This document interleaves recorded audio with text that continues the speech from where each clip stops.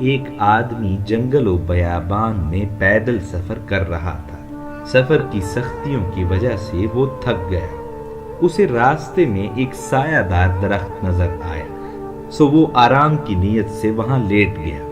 اب چونکہ وہ بہت زیادہ تھکا ہوا تھا اور اس پہ حد درجہ نیند کا غلبہ تھا، اسے نیند نے آ گھیرا اور وہ سو گیا۔ جب وہ سویا ہوا تھا تو ایک عقل مند، دانا، صاحب فراست گھڑ سوار وہاں سے گزر رہا تھا۔ گھڑ سوار کی نظر جب اس سوئے ہوئے شخص پر پڑی تو اس نے دیکھا کہ ایک سیاہ رنگ کا سانپ اس کے چہرے پہ بیٹھا ہوا ہے۔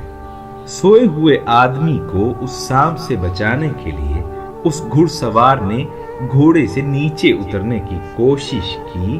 جیسے ہی اس نے اپنا پاؤں نیچے رکھا، سانپ جھٹ سے اس شخص کے منہ میں داخل ہو کر اس کے پیٹ میں چلا گیا۔ اب گھڑ سوار نے سوچا کہ ایسی کون سی ترکیب ہو کہ اس کی جان بچائی جا سکے، سو اس کے ذہن میں ایک ترکیب آئی۔ اس نے سوئے ہوئے نادان و غافل آدمی کو زور زور سے لاتیں مارنا شروع کر دی۔ وہ درد سے بلبلا اٹھا اور گھبرا کر بھاگا۔ گھڑ سوار نے اس کے پیچھے اپنا گھوڑا دوڑا دیا۔ گھڑ سوار چونکہ ان راستوں سے واقف تھا، سو وہ اسے ایک ایسے راستے پہ لے گیا کہ جہاں کچے پکے اور گلے سڑے سیب گرے ہوئے تھے۔ گھڑ سوار نے اسے کہا کہ یہ سیب اٹھاؤ اور کھانا شروع کر دو، ورنہ میں تمہیں مار مار کر تمہارا کچومر نکال دوں گا۔ اب وہ مرتا کیا نہ کرتا، اس نے وہ کچے پکے سیب کھانا شروع کر دیے۔ جہاں وہ رکتا، گھڑ سوار اسے لاتیں مارنا شروع کر دیتا۔ جب وہ سیب کھا کھا کر تھک گیا اور گھڑ سوار نے دیکھا کہ اب اس کے پیٹ میں گنجائش نہیں رہی اور اس کا جی متلانے لگا ہے، تو گھڑ سوار نے کہا کہ بھاگ، جہاں تک بھاگ سکتے ہو بھاگو، کہ اگر تم رکے تو میں تمہیں جان سے مار ڈالوں گا۔ وہ مسافر پھر دوڑنے لگا۔ جب دوڑتے دوڑتے تھک کر سستانے لگتا تو گھڑ سوار اسے پھر لاتیں مارتا۔ وہ بیچارہ ہاتھ جوڑ کر کہنے لگا کہ میں نے تمہارا کیا بگاڑا ہے، مجھے کس جرم کی سزا دے رہے ہو، میری تم سے کیا دشمنی ہے؟ میں نے آج تک کسی کو نہیں ستایا، کبھی خیانت نہیں کی، چوری نہیں کی، جھوٹ نہیں بولا، سو تم مجھے کس بات کی سزا دے رہے ہو؟ کیسی منحوس گھڑی تھی جب تیری نظر مجھ پر پڑی تھی۔ تو شکل سے تو مسلمان نظر آتا ہے، لیکن ایسا ظلم تو کوئی کافر بھی نہیں کرتا۔ گھڑ سوار نے کہا اگر تو جان کی امان چاہتا ہے تو ناک کی سیدھ میں بھاگ، تھوڑی دیر بعد تجھے خود ہی پتا چل جائے گا کہ تجھ پہ ایسا ظلم کیوں روا رکھا جا رہا ہے۔ وہ روتا، آہوزاریاں کرتا اور بد دعائیں دیتا بھاگنے لگا۔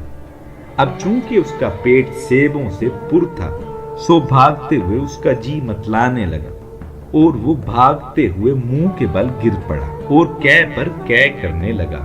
اب آنن فانن سارا کھایا پیا باہر آ گیا۔ اب جب سارا کھایا پیا باہر آیا تو اس میں وہ سیاہ سانپ بھی اس کے پیٹ سے باہر نکل آیا۔ جب اس کی نظر سانپ پر پڑی تو وہ خوف سے تھر تھر کانپنے لگا۔ اب کچھ دیر پہلے اس پہ تکلیفوں کا جو پہاڑ گرا تھا، اس کی تکلیف جاتی رہی۔ پھر وہ بے اختیار اس گھڑ سوار کے سامنے ہاتھ باندھ کر کھڑا ہو گیا اور کہے سنے کی معافی طلب کرنے لگا۔ وہ کہنے لگا کہ اے گھڑ سوار، تو میرے لیے رحمت کا فرشتہ ثابت ہوا۔ مجھے اب سمجھ آئی کہ تو نے مجھے کیوں مارا پیٹا اور اتنا بھگایا۔ اس شخص نے گھڑ سوار کا دل و جان سے شکریہ ادا کیا اور وہ کہنے لگا کہ وہ کیا مبارک گھڑی تھی کہ جب تیری نظر مجھ پہ پڑی تھی، کہ اگر تیری نظر مجھ پہ نہ پڑتی تو میرا تو کام تمام ہو چکا ہوتا۔ ہائے افسوس کہ میں کم علمی کی وجہ سے تجھے بد دعائیں دیتا رہا، تجھے برا بھلا کہتا رہا۔ ہائے افسوس، اگر مجھے پتا ہوتا کہ تو میرا محسن ہے تو میں اپنی زبان سے بیہودہ مغلظات بکنے کی بجائے تیری تعریف میں رت اللساں ہوتا۔ تیری خاموشی نے مجھے غلط فہمی میں مبتلا کر دیا۔ اے نیک بخت گھڑ سوار، اے میرے محسن، اے اللہ کے نیک بندے، تو نے میری بہت مدد کی، میری زندگی بچائی، میری جان بچائی۔ لیکن اے میرے محسن، تو نے مجھے اس وقت بتایا کیوں نہیں تاکہ میں تجھے ایسے برے الفاظ سے یاد تو نہ کرتا، ایسی بد دعائیں تو نہ دیتا، تیری شان میں ایسی گستاخی تو نہ کرتا۔ وہ گھڑ سوار، دانا، فصیح و بلیغ اور صاحب حکمت کہنے لگا کہ میں اگر تجھے ذرا سا اشارہ بھی کر دیتا کہ تیرے پیٹ میں سانپ چلا گیا ہے تو اسی وقت دہشت سے تیرا پتا پھٹ جاتا اور تو جان سے ہاتھ دھو بیٹھتا، اور تجھ پہ ایسا ذوف طاری ہوتا کہ نہ تو سیب کھانے کے لائق رہتا، نہ بھاگنے کے لائق، اور نہ تجھے قید ہوتی۔ سو اس وقت میری خاموشی تیرے حق میں بہتر تھی۔ بسا اوقات ہم جن چیزوں کو زحمت سمجھ رہے ہوتے ہیں دراصل وہ ہمارے لیے رحمت ہوتی ہے۔ اس قائد سے ہمیں یہ بھی سبق حاصل ہوتا ہے کہ دانا دشمن نادان دوست سے بہتر ہے۔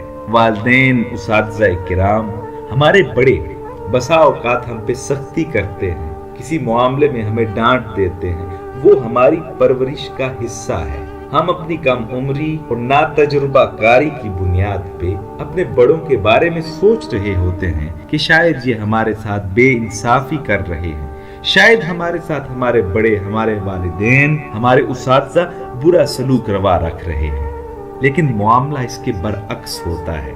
دراصل وہ ہمیں مستقبل کے خطرات سے بچا رہے ہوتے ہیں، مستقبل میں پیدا ہونے والی برائیوں سے بچا رہے ہوتے ہیں۔ اللہ پاک ہم پہ جو مصیبتیں بھیجتا ہے، جو پریشانیاں بھیجتا ہے، اس میں بھی اس کی بہت سی حکمتیں پوشیدہ ہیں۔ اللہ پاک ہمیں چھوٹی مصیبتوں میں مبتلا کر کے، چھوٹے غموں میں ڈال کے، چھوٹی پریشانیوں میں مبتلا کر کے بڑے غموں، مصیبتوں اور پریشانیوں سے بچا لیتا ہے، کہ جیسے ہر چھوٹا غم بڑے غم سے نجات ہوتا ہے، ہر چھوٹا غم، ہر چھوٹی تکلیف بڑے غم، بڑی تکلیف کا صدقہ ہوتی ہے۔ سو جب اللہ کی طرف سے آزمائش ہو، کوئی تکلیف ہو، کوئی پریشانی ہو، تو اس میں اللہ کی حکمت کو سمجھنا چاہیے اور یہ ایمان رکھنا چاہیے کہ اللہ پاک ہمیں کسی بڑی مصیبت سے بچا رہا ہے۔ اس وقت ایسا نہیں کہنا چاہیے کہ یا اللہ ایسا کیوں کیا، ویسا کیوں کیا، یا میں ہی تجھے نظر آیا تھا۔ ایسے کفریہ کلمات ہم اکثر پریشانی میں، مصیبتوں میں کہہ دیتے ہیں کہ جو اللہ کے شایان شان نہیں۔ ہمارے ایسے بہت سے کلمات اس کے غضب کو دعوت دیتے ہیں۔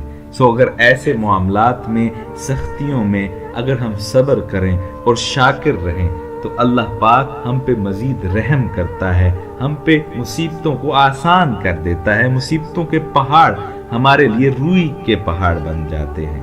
سو اللہ پاک ہمیں سمجھنے کی توفیق عطا فرمائے، اللہ پاک ہمیں اپنا شکر ادا کرنے کی توفیق عطا فرمائے، اللہ پاک ہمارے لیے آسانیاں پیدا فرمائے، اللہ پاک ہمیں آسانیاں عطا فرمائے اور آسانیاں تقسیم کرنے کی توفیق عطا فرمائے۔